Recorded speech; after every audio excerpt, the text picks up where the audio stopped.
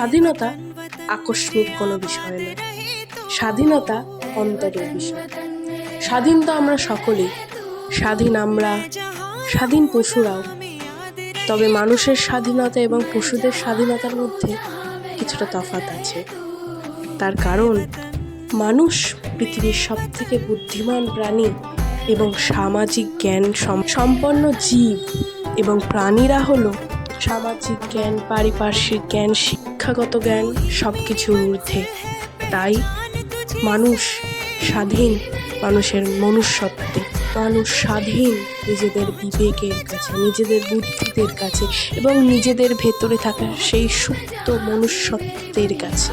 এবং একমাত্র মানুষই সক্ষম কোনো ভুল কিছুর প্রতিবাদ করতে এবং ভুলকে ভুল এবং ঠিককে ঠিক বলতে।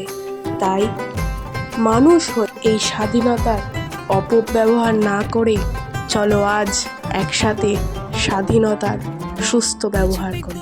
শুভ স্বাধীনতা দিবস।